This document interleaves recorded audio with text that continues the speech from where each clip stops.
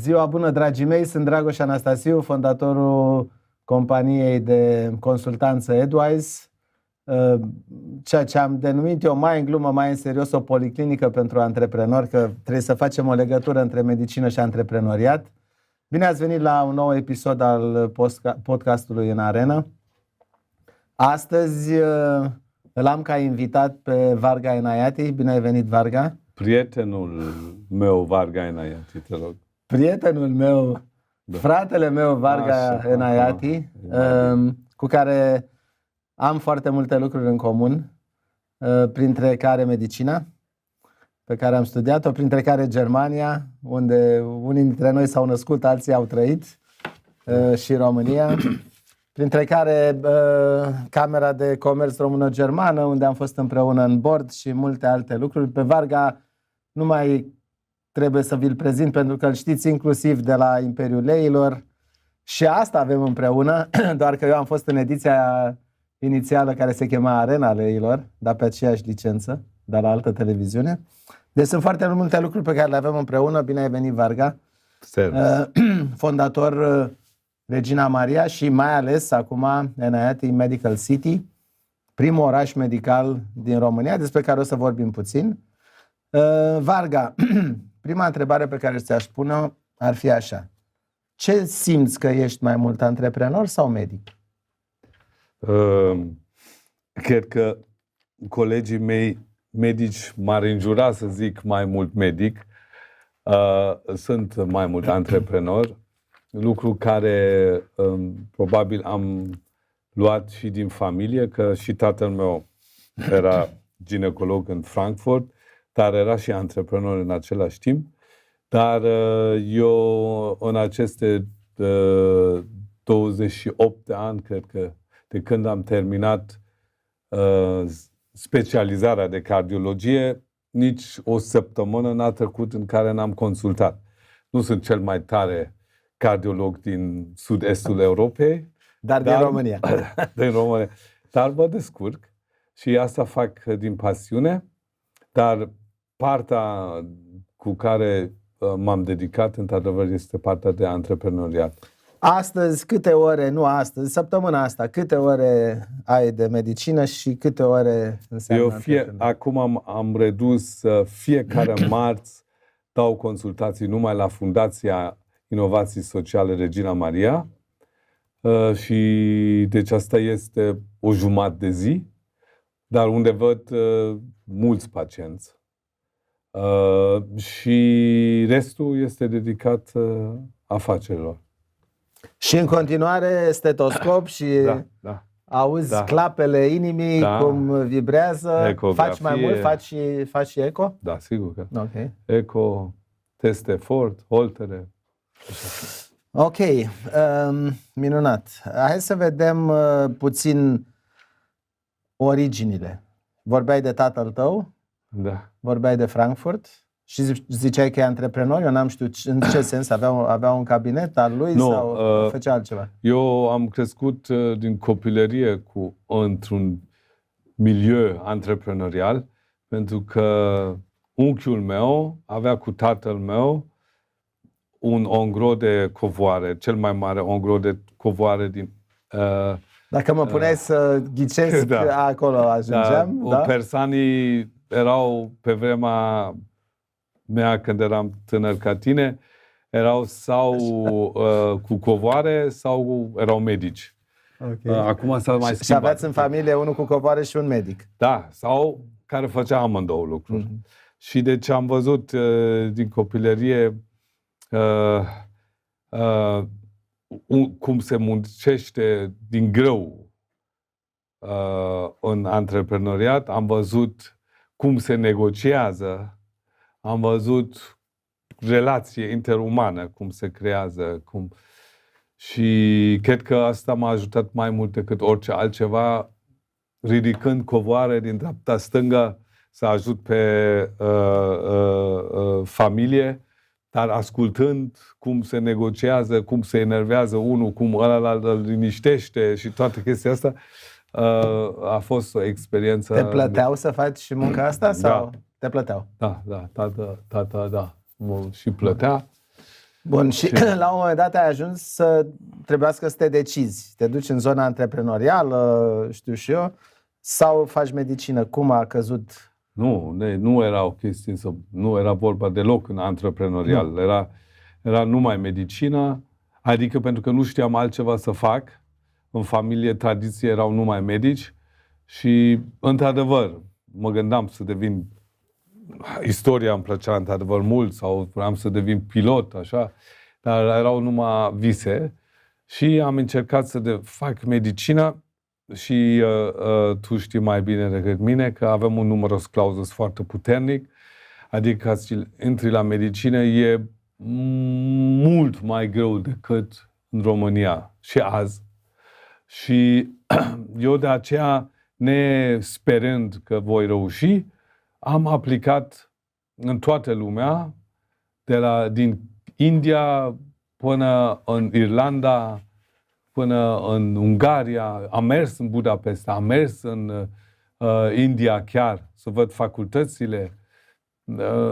Am făcut, cred că, aplicații pentru 50 de țări și cred că erau și 26 de universități în Germania, la toate am scris. Și tot a venit, nicăieri nu m-a acceptat. Germania, nu. Foarte ciudat, toate țările care alții reușeau, eu, nu. Până la un moment dat, eram la spital, în Frankfurt, în Bürgerhospital, și mama mea zice, Varga, te rog, stai jos, vreau să-ți spun ceva. Am stat jos și zice, Varga, uite, ești acceptat în Regensburg la facultate. Și eu n-am putut să cred că media mea n-a fost așa, 2,1, aveam 2,1, știi, deci nu e o medie așa. Dar am fost medie foarte bună, dar nu pentru medicină. Pentru numerus clausus medicină. Da. Și atunci am început să pup pe toate asistențele medice. Eram cel mai fericit. S-a rezolvat. Mă duc în Regensburg, oraș foarte idilic, cu multe experiență în medicină și așa. Și mai era un teanc de scrisori, nu, și am mai deschis și a fost o scrisoare în limba română, care n-am înțeles ce vrea să zică, dar am crezut că probabil iară un nu. Și, de la Cluj. Era din București, de la Ministerul Educației era, care zice, nu știam ce scrie, din întâmplarea o asistentă româncă acolo, am zis, ce scrie aici? Zice că ești acceptat și trebuie să fii în 2 săptămâni. Și asta era în anul 1982? 83. Și atunci am avut de ales într-o cale normală, ca orice om normal, să studieze în Regensburg sau să mă duc în România, care așa. Revenim, dar vreau să te întreb ceva. Toate acele nu-uri le-ai simțit ca pe eșecuri personale? Te-au afectat? Da, sigur că m-au afectat, dar cum știi, te afectează, dar noi ca și antreprenori suntem ca niște roboțeli. Da, dar atunci nu erai antreprenor. Atunci aveai 18, 19 ani. Dar cred că de acolo începe, știi? Okay. Deci ai asta în sânge. Așa aveai Regensburg și România? Da. Și eu am, aici știi că e partea mea de credință, fiind Bahai, România avea o parte sonoră pentru toți Bahai din lume mai atractive din cauza Reginei Maria, care a fost primul cap încoronat care a acceptat credința Bahai și am zis... Și știai asta atunci? Da, deci asta știe toată lumea. Din 1926 deci în tot ce înseamnă lumea Bahai, Regina Maria e deci dacă un nume. Deci în Mongolia sau în Africa Centrală sau în Columbia, toată lumea știe când spui că vii din România, Regina Maria România. Și atunci am zis, hai să mă duc o jumătate de an, un an și să ved dacă pot să aflu mai multe despre Regina Maria. Deci România n-a fost un escape, ci a fost o alegere conștientă, pentru că te puteai duce la Regensburg. Da, deci între noi doi, să nu spui la nimeni, cred că nu a existat nimeni care a plecat în România, având un loc să studieze în Germania și totuși să lasă locul ăla și să vină aici. Deci și asta înainte de Revoluție, unde nu găseai nici hârtie igienică. Asta spun că în anul între 82 și 89 a fost o perioadă cruntă. Eu am plecat în 82 la final din România. Da. Tu veneai în România. Da. Eu alegeam să plec în Germania la Frankfurt. Tu alegeai să vii în România. Da. Și iată că a fost o decizie excepțională. Da, Viața ta ar fi fost cu totul și cu totul alta. Plictisitor. Nu știu, la Regensburg, probabil ca șefarzt, nu? Da, sau ceva. Zicem, da. Cel mult șefarzt. Sau ca un cabinet, cu un praxis, da. Sau ceva de genul ăsta, nu? Ce nu înseamnă? Înseamnă plictisitor sau... Da. Și eu am spus că era plictisitor. E 100% plictisitor. Adică de acolo am învățat să înnot împotriva curentului și încerc cu măsură să fac acest lucru. Orice zice lumea, eu hinterfragen, cum se zice? Chestionez. Questioning. Da, îl chestionez. Și asta vine și din credința mea, unde Baha'u'llah spune că trebuie să căutăm adevărul. Tot timpul trebuie să căutăm adevărul. Și atunci, dacă lumea a început să trimite copii pentru studii în străinătate, eu și Mitra ne gândim, de ce? De ce? Hai să rămână aici în Mitra țară. E soția ta, pentru cei care și să rămână aici și să facă facultatea aici și așa. Da. Sau orice hotărâre, încerc să merg împotriva curentului. Nu de dragul de a merge împotriva curentului, ci de dragul de a găsi cauza, probabil. Da. Revenim. 83, ai venit în România, ai făcut primul an, te-ai dus la Suceava, ai învățat limba, cât de cât, sau ai învățat limba. Da. Și ai început. Dar ai venit să-și pentru un an. Ai zis, mă duc un an, văd ce e și mă întorc la, nu știu, Regensburg, poate în altă parte. Se practica treaba asta primul an și după aia mergem înapoi în Germania. Da. Și a trecut anul și a trecut anul, am zis, ok, hai să aștept să fac și că al doilea an, știi că în Germania e fizicumul, și am zis, hai să stau după acolo. Al doilea an. Da, după al doilea an. Și după aceea am văzut că, hopa, posibilități sunt aici, deși a fost deja înainte de Revoluție și era pentru mine, când am venit în 83 aici, era o chestie, am crezut că așa e în România. Tradițional, fiecare an e mai rău decât anul de Am crezut că asta este. N-am cunoscut țara asta altfel. Și cu tot... Scuză-mă că te întreb, eu veneam o dată pe an în România, până în 89 și de fiecare dată, dar în fiecare an, toți prietenii mei spuneau, mai rău nu se mai poate.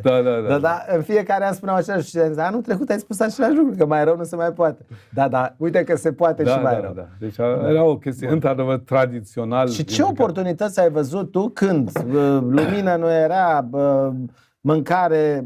Bine, la tine probabil că nu era problema asta. Era și la mine problema. Așa. Da. Deci care sunt? Ce ai văzut în toată... Am văzut un potențial enorm în poporul român, pot să zic așa, care românii nu apreciază destul.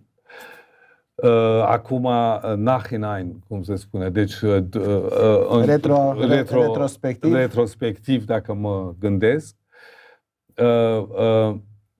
românii tot încearcă să facă cum acum și astăzi, cum e în vest, crezând că asta este soluția optimală și iar apropo, înotând împotriva curentului, părerea mea este că ar trebui vestul să învețe mult mai mult de poporul român decât noi avem de învățat, așa, și am văzut că această combinație între latura emoțională, spirituală și latura practică care are românul e o combinație extraordinară, lucru care pierdem, din păcate, pentru că încercăm ca și maimuțele, să imităm pe vestul. Deci, ca să tragem o primă concluzie, ar fi că nu avem suficientă stimă de sine, nu? Self-esteem sau încredere în noi înșine. Da. Bine, nu avem încredere în mai nimic și în mai nimeni. Da. Dar nu avem încredere în noi înșine pentru că, de fapt, suntem mai buni decât Da, Da?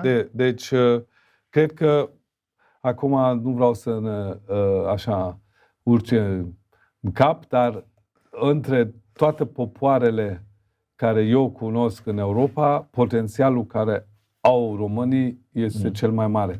Dar nu potențialul ăla de darwinistic, cooperatistic, în care știi să te descurci și să fii și să umbli cu un Mercedes pe stradă și așa. E vorba de alte calități mult mai profunde care are românul și dacă ar putea... Dăm exemplu. O calitate mai profundă. Această iubire, dragoste, spiritualitate, legătura cu divinitate, din păcate, unor mergând în extrem, devine tradițional și superstițios. Deci nu vorbesc despre asta, dar fundamentul îl are. Și dacă ar putea să nu meargă așa în extremă și să găsească acest echilibru între știință și religie și să combine mai bine aceste două lucruri, lucru care vestul nu mai poate să facă, pentru că deja au trecut generații în care pentru noi credința nu mai are nicio valoare și în vest sunt, adică cel puțin în nordul Europei, au devenit niște roboței care nu văd nimic altceva decât cele 80-90 de ani de trăit și nu văd o parte mistică, transcendentă, un sens mai adânc de ce exist eu pe lumea aceasta. Ok. Revenim la anii 84-85. Nu te-ai întors în Germania, ai rămas în România, ai terminat facultatea. Da. Și ai început ca medic, nu? Să muncești? Nu, am terminat facultatea întâmplător. Am fost prima generație post-revoluție, 90, în vara 90. Și nici atunci eu, ca și străin, nu puteam să lucrez aici. Dar m-am hotărât să mai prelungesc încă o dată. Și am zis, ok, atunci încep să fac rezidențiatul. Am făcut cardiologie.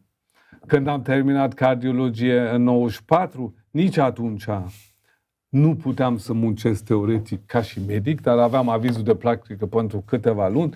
Oricum, Dumnezeu m-a ajutat și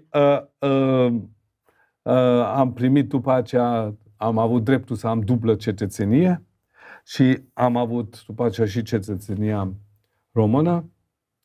Și atunci puteam, într-adevăr, oficial să lucrez în România. Asta se întâmpla în 95, 96? 97. Da, ceva de genul. Ok. Cum trecem de la cariera de medic, cardiolog, deja specialist, la antreprenoriat? Când e ziua aia în care faci de click și zici, aha, acum eu trebuie să înființez whatever. Da. Mai întâi un praxis, probabil, nu? Da. Deci, un antreprenor cred că începe cu o chestie mică și cu ideea să o susțin și după aceea cum fac următorul pas, Deși nu m-am gândit niciodată la o chestie mare, de anvergura care s-a întâmplat. N-ai avut viziunea Regina Maria. Absolut deloc. Nici business plan. Am avut un business plan, țin minte vroiam să fac o asociere între mine și profesorul Coman, care era acum profesor, atunci era șef de lucrări în timpul meu, să facem o afacere, un cabinet 50-50 și am făcut calculul că putem câștiga pe lună 2000 de dolari sau mărci, nu mai știu, pe lună.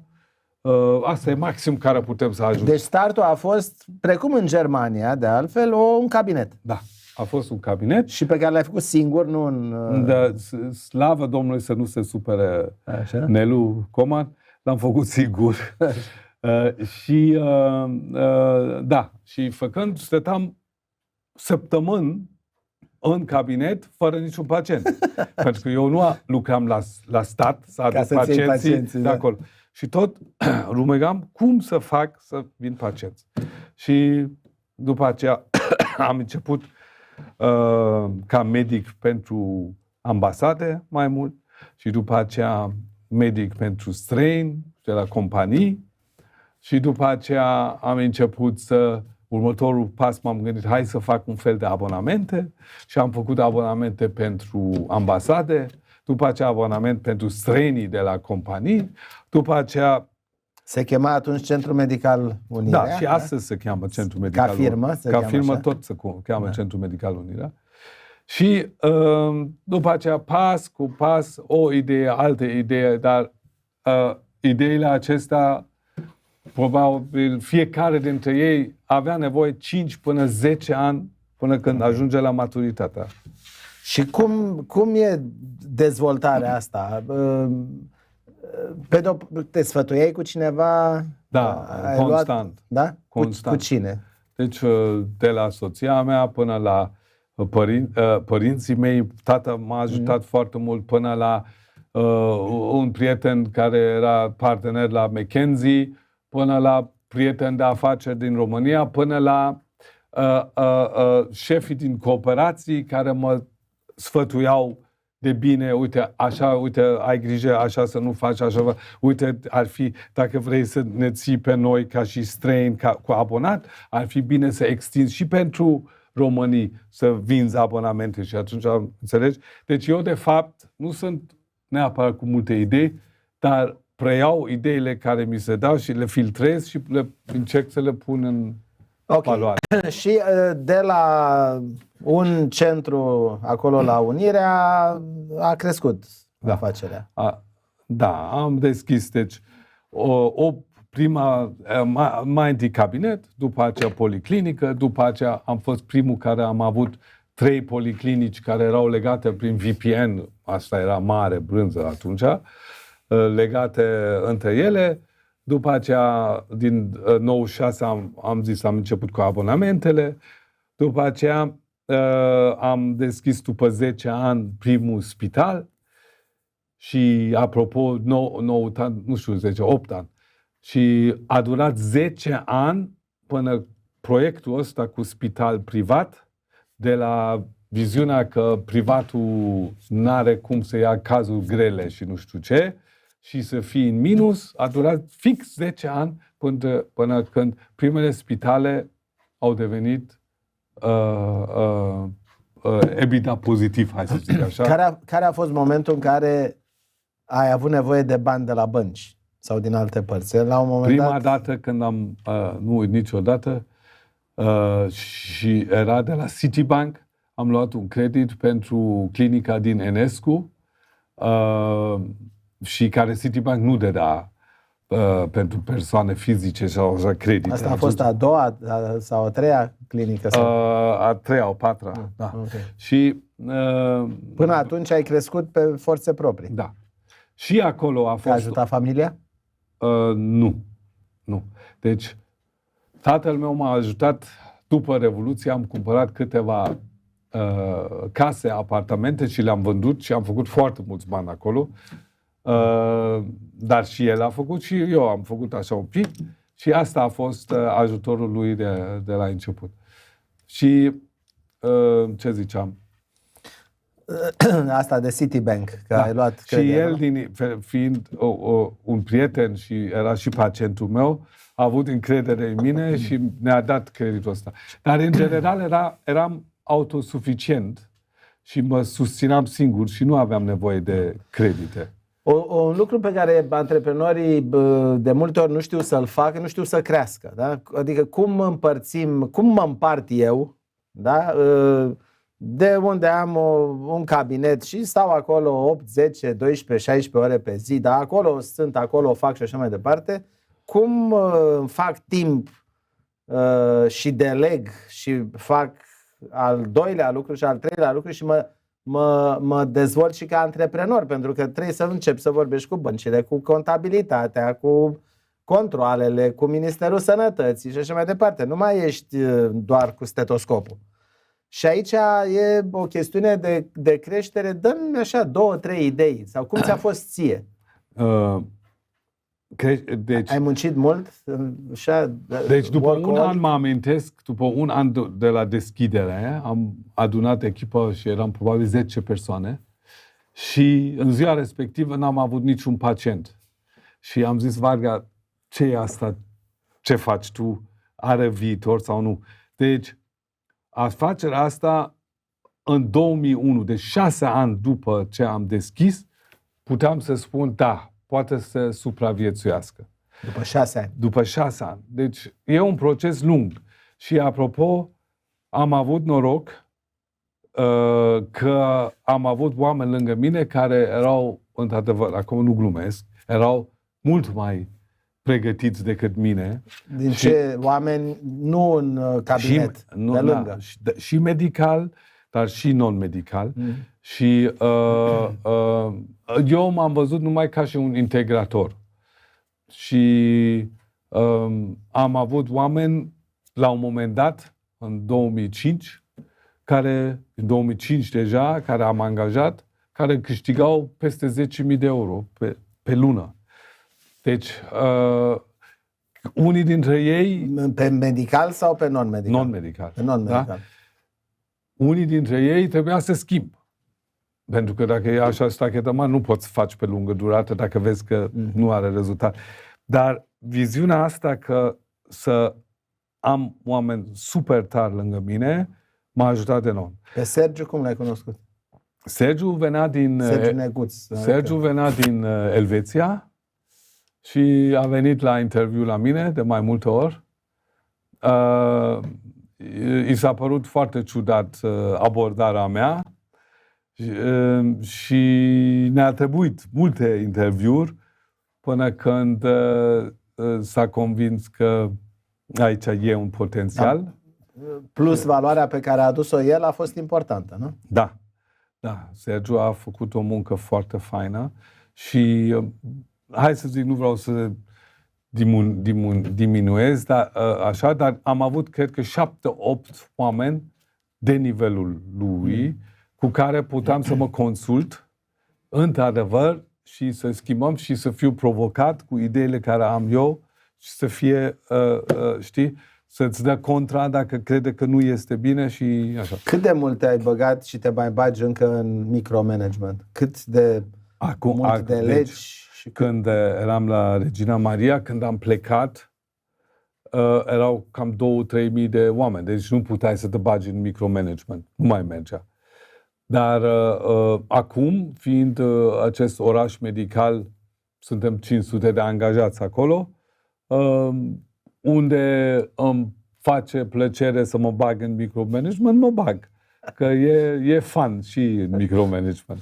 La nivelul ăsta pot. Să aduci din nou aminte. Da, bun, ne întoarcem. La un moment dat vine ideea de Regina Maria, se transformă și preiei și numele Regina Maria. A contat asta în dezvoltarea firmei? Deci în 2008 am dat numele Regina Maria la prima maternitate care am creat-o și cu acordul regelui Mihai, și regele Mihai chiar a fost la această maternitate. Știu poza. Da. O aia da.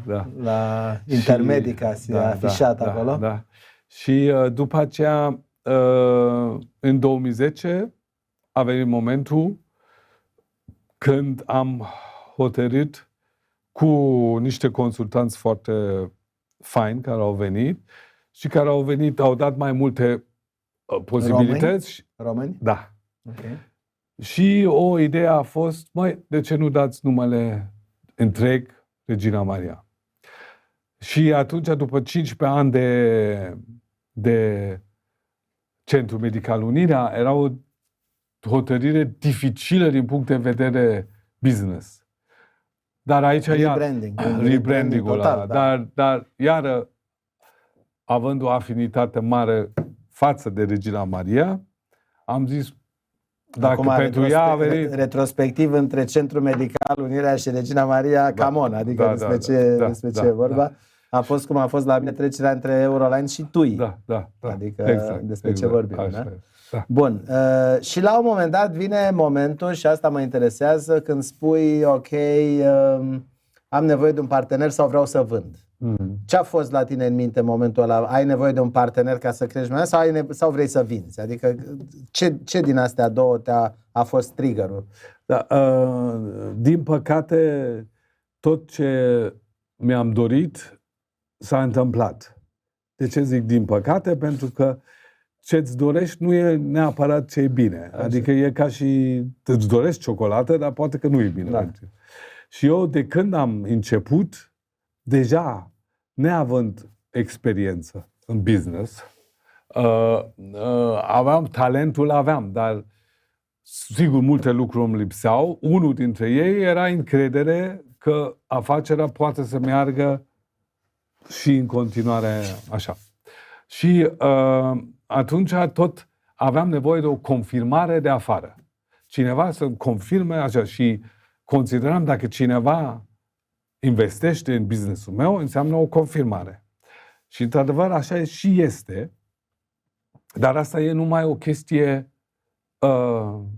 privată care tu ai nevoie.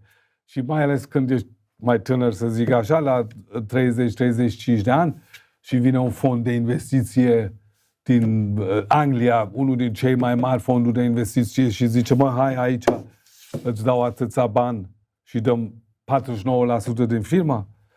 Și tu ești în faza în care nu ai încredere în sistemul, cum era la mine, în sistemul ăla de abonamente, oare pot să o duc până la capăt? În ce an era asta? Asta în 2007. Da? Okay. Deci a fost prima investiție în domeniul medical făcut în România în 2007 cu unul din cele mai mari fonduri de investiție din așa. Înțeleg că n-a fost neapărat o decizie de bani, n-ai avut nevoie sau ai vrut să ai niște bani, nici să vinzi cu totul, să scapi. Adică, domne, gata, m-am plictisit, vreau să fac altceva. Da. Ce a fost mai degrabă o decizie legată de validarea modelului tău de business. Validare și frică. Și frică. Acum, dacă ne întoarcem 15 ani în spate, ai mai lua aceeași decizie sau ai face altfel? E greu de zis. E foarte greu de zis. Feeling-ul. Pentru că o să te întreb după aia, dar nu acum, dar în sensul ăsta spun întrebarea, ok, ai vândut Regina Maria, de ce, Doamne iartă-mă, te-ai mai apucat de încă o dată? Da. Încă o dată să faci ceva? Adică de ce n-ai dus Regina Maria singur mai departe? Așa este. Deci asta e întrebarea, că teoretic eu cred că aș fi putut, Regina Maria, slavă Domnului, s-a dezvoltat și e pe picioarele ei foarte bine. S-a dezvoltat într-o direcție care nu e neapărat direcția care eu aș fi vrut, adică era bazat pe achiziții și m-aș fi bucurat să crească mai organic, dar cred că aș fi putut face mult mai multe lucruri când ai o grămadă de echipă în spate și să construiești mai departe. Deci ne întoarcem la întrebare. Cu mintea de acum, Deci cu mintea de acum pot să-ți spun că dacă scap de chestia asta de validare, să ai sentimentul că ai nevoie de validare, și asta îți pot da prieteni sau consultanți, dacă scap de frica aceasta, și asta e experiența care îți dă, deci eu acum nu văd alt avantaj care are un investitor să intre în firmă. Pentru că dacă ai nevoie de bani, e de la bănci. Dacă ai nevoie de personal, angajezi așa. Dacă ai nevoie de cash tu pentru tine, când ai un EBITDA foarte bun, acum dacă ai 1 milion sau 10 milioane, diferența nu simți. Da? Deci, dacă ai nevoie de know-how, îți cumpări know-how. Deci nu e deci o firmă care are un EBITDA puternic și profit puternic, care poate să reinvestească, n-are niciun motiv să vândă la un fond de investiție. Ok, bun. Și-ai dat 49%, după care ai rămas cu 25%. Da, dar în momentul în care am făcut primul pas, a fost începutul sfârșitului, pentru că cu fondurile de investiție, de obicei, ai un drag-along. Asta înseamnă că tu trebuie la un moment dat când el vrea să vândă partea lui și tu ești obligat să vinzi partea lui. Și acest partea ta, da. Partea mea. Și asta a durat încă 8 ani, au mai intrat alte fonduri și până când după 8 ani am Și acum doar foarte pe scurt, pentru că nu o să mai avem timp, deci sunt antreprenor, duc firma până unde o duc, îmi intră altcineva în firmă, altcineva poate să fie fond de investiții, sigur poate să fie și un business mai puțin, dar un strategic sau un partener, nu mai sunt singur. E altcineva alături de mine. Nu mai pot să iau deciziile cum vreau eu. E dureros? În prima mea experiență, deci depinde cu cine ai de-a face.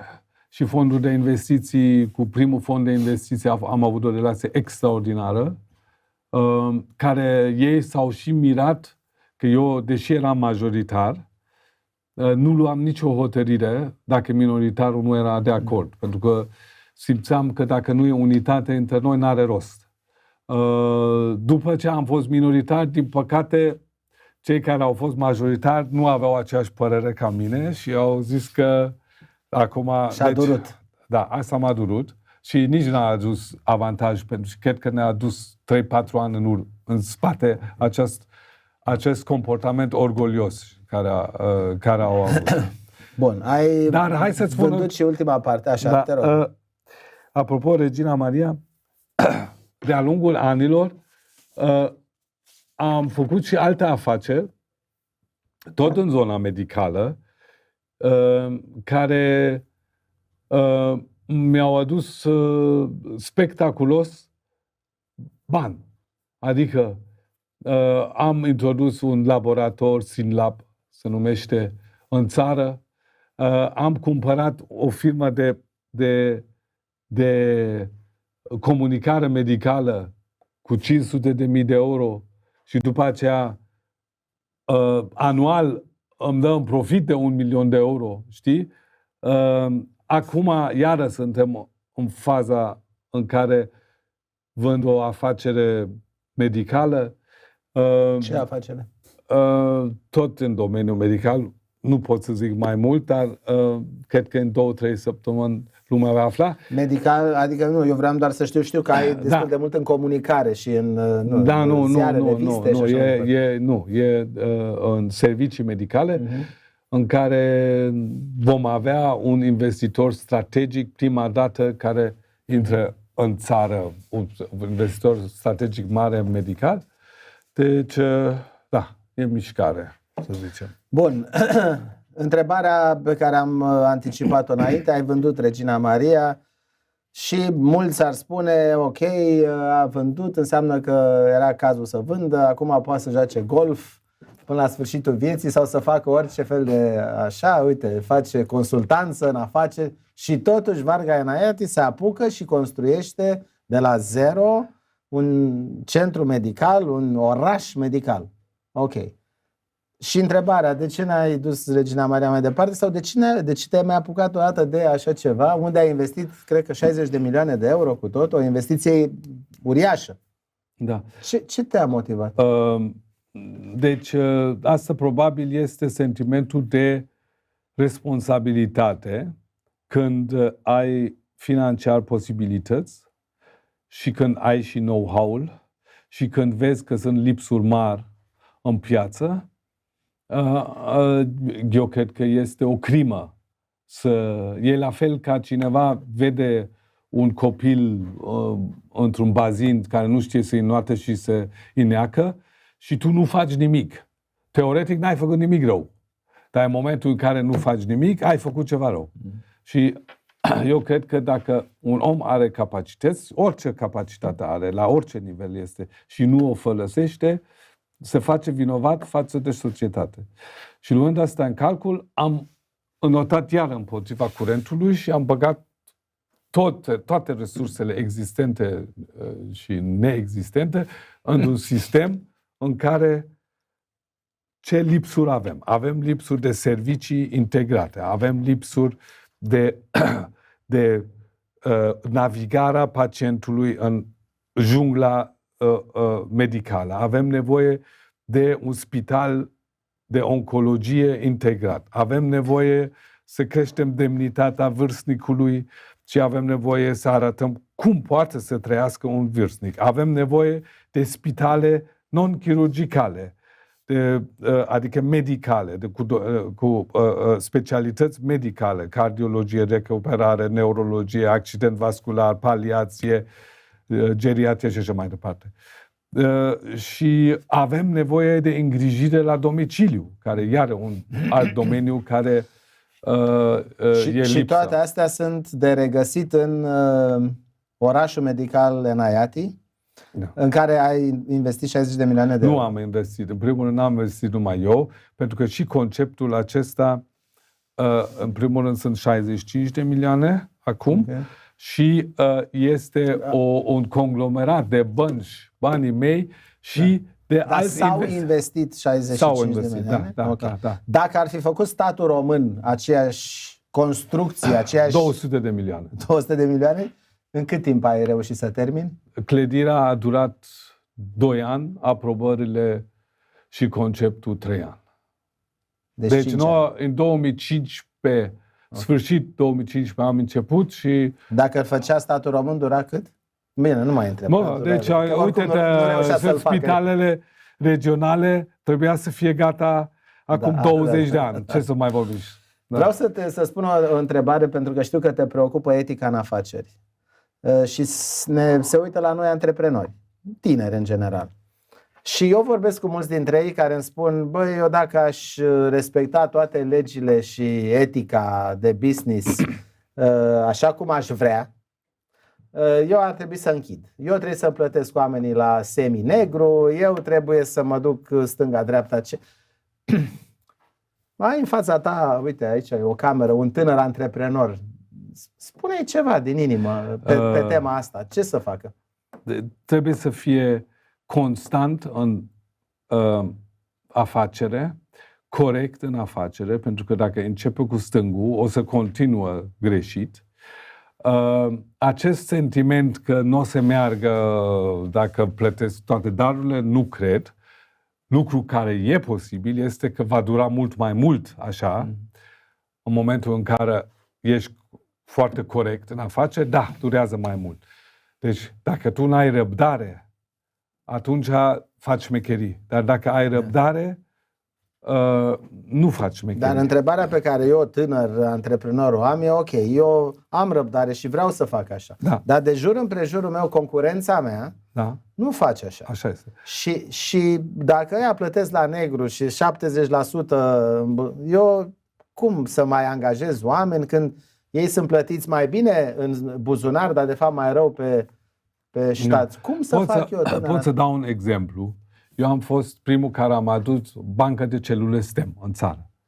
Și atunci era cu TVA. De serviciul ăsta nu era un serviciu medical, de aceea trebuia, când tu îți puneai la banca de celule STEM a noastră samples-urile, trebuia să plătești suma plus TVA. Au apărut concurenți care au încadrat asta în servicii medicale și n-au băgat TVA-ul peste. Și noi am făcut apel la ei. Uite, nu e corect, trebuie să băgați nimic. Încă o dată, scrisoare mai tare. Uite că nu e corect, că vă dăm la ANAF mai departe. Nimic. Așa. Și după aceea am dat la ANAF. Nici la ANAF nu s-a întâmplat nimic. A durat 1 an, 2, dar la urmă, știi, am suferit, am pierdut, dar la urmă s-a rezolvat. Deci, da, dar când ai o viziune despre viața asta, că am numai o viață, trebuie să o trăiesc, atunci trebuie să fac repede bani și trebuie să meargă repede afacere, nu poți să faci ceva sustenabil. Bun, Varga, timpul trece, aș mai sta de vorbă cu tine și cred că și cei care se uită la noi, cred că astăzi au aflat niște lucruri și eu, pentru mine au fost unele noi, deși ne știm de atâta timp. Am 4 întrebări. Una e foarte scurtă. Crezi în viitorul bun al României? Da, eu cred în viitorul strălucitor al României, iar comparativ cu alte țări din vest. Adică dacă n-aș fi crezut, nu aș fi lăsat toți 3 copii să facă facultatea aici și să-i încurajez să rămână în țară. A doua întrebare pe care aș vrea să ți-o pun este: ce înveți tu acum, zilele astea? Sau ce citești, ce înveți, ce te preocupă în sens de dezvoltare a ta personală luna asta, săptămâna asta? Cum poți să creezi comunități locale în vecinătate? Cum pot să pun în practică cu vecinii mei să schimbăm societatea în care trăim? Pentru că cred că acolo e nucleu și eu stau în Băneasa și lucrăm. Este un proiect de learning, action and learning tot timpul, de învățare, cum implicăm pe toată lumea ca și protagoniști pentru îmbunătățirea și materială, dar și spirituală a comunității în care trăiesc. Și pe mine mă preocupă mult treaba asta, pentru că în Delta am aceeași problemă. Corect. Și dacă ai, poate, nu știu, să recomanzi o carte, un articol, nu știu, ceva ce ți-a ieșit în cale, dacă îți vine în minte în secunda asta, ceva anume. Am, dar nu merge în secunda asta. Nu merge în secunda asta. A doua chestiune sau a treia chestiune pe care aș vrea să o aflu de la tine: cineva pe care tu cunoști, eu nu cunosc, adică bănuim, cam știm așa pe cine cunoaștem reciproc, dar ar trebui să cunosc, căruia ai vrea să mă prezinți respectiv invers, eu să-l cunosc pe respectivul. Cineva care ți-a influențat viața. În România? Oriunde, o persoană care ți-e atât de apropiată și spui că ar trebui neapărat să o cunosc și eu. Sau oricine se uită la tine. Da. Sunt 3 persoane, aș zice. E Jabbar Kanani de la AgriCover, care îl cunoști. Da. Puțin probabil, dar merită să-l cunoști. E un om foarte introvertit, dar foarte deștept. Este Kirsten Pux, care ți-am zis, care este partener la McKinsey și acum locuiește în Londra și care are o fermă imensă acum în Congo Democratică și are iar o viziune de a schimba societăți întregi locale. Este un italian, domnul Yusefian, care e un om de afaceri din Milano, care mă amintesc că în 2009 a venit în vizită aici în România și mă consultam cu el și îi întrebam: și afacerea ta cum merge? Și zice: Varga, merge foarte prost, dar mai rău decât asta este că nici nu-mi pasă. Știi? Așa. Ok. Mersi frumos. 3 nume importante. Chiar o să te rog să mă pui în legătură cu ei. Și ultima întrebare ar fi: cum pot eu să te ajut pe tine? Dacă pot să fac ceva ca să te ajut. Deci prietenia ta pentru mine valorează foarte mult. Îmi dă încredere și în mine. Și altceva mai frumos decât asta, cred că nu pot să-mi doresc. Mersi frumos, Varga. În arena astăzi a fost Varga Enayati, fondator Regina Maria și mai ales fondator, creator și manager la spitalul și orașul medical Enayati din București. Mersi frumos, Varga. Mulțumesc și eu. Ne revedem data viitoare. Mersi.